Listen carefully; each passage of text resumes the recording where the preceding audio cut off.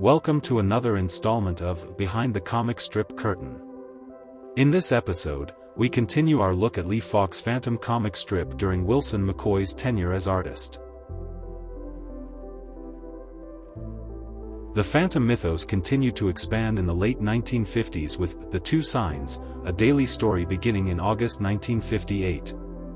This tale introduced the good mark of the Phantom, which appeared on a previously unmentioned ring he wore on his left hand. As with the skull ring, it was capable of leaving an indelible mark, but this sign served a very different purpose.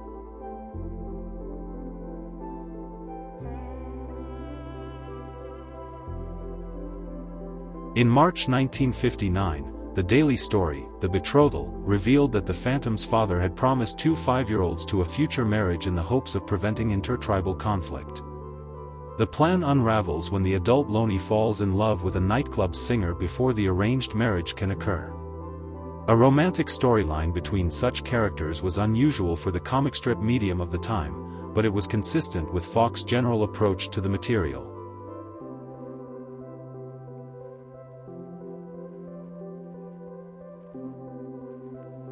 That same year, Falk revisited The Childhood of the Phantom in the Sunday pages, retelling the 1940s story for a new generation, with several updates. While the Sunday strips were usually published in color, McCoy's illustrations highlighted his clean and carefully composed line work, together with a striking command of black and white contrasts.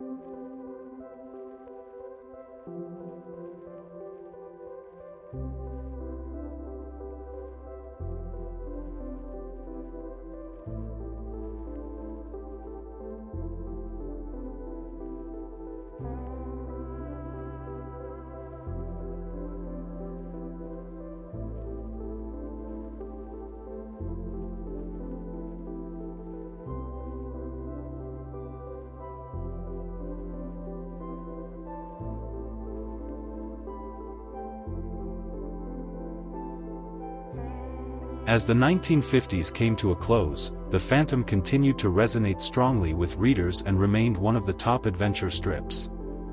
A 1959 King Features Syndicate promotional brochure, produced to attract new clients, described Falk and McCoy's Phantom as the worldwide king of comic page adventure. The syndicate also noted that the fast-moving, easy-to-read jungle adventures had made the Phantom one of the world's biggest comic page readership builders, and that it was now appearing in 463 newspapers worldwide.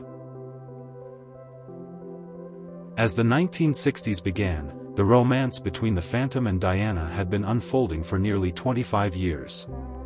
The lack of any resolution was now becoming particularly noticeable to readers, as several other popular strip heroes had already married their longtime love interests, including Dick Tracy, Lil Abner, and Steve Canyon.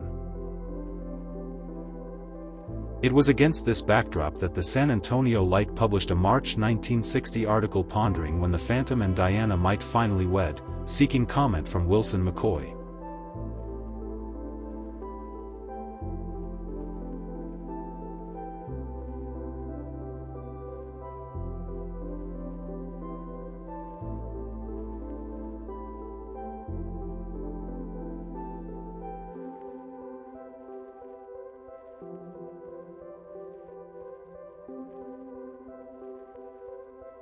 In October 1960, the Sunday story, The Goggle-Eye Pirates, depicted the Phantom thwarting thieves targeting an ocean liner.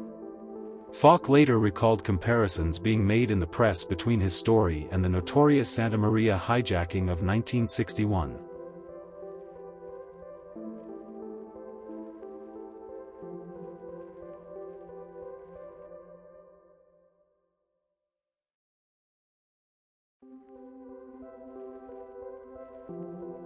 It was also during 1961 that a television pilot for Falk and McCoy's Phantom was produced, starring stuntman Roger Creed. Devil and Hero, in his on-screen debut, made brief appearances in a plot centered on a jungle slave camp. Guest stars included Lon Chaney Jr., Paulette Goddard, and Richard Kiel. The half-hour pilot was never picked up or aired, though poor copies can be found in bootleg circulation and online. Scriptwriter John Carr recalled Falk having limited involvement or interest in the project.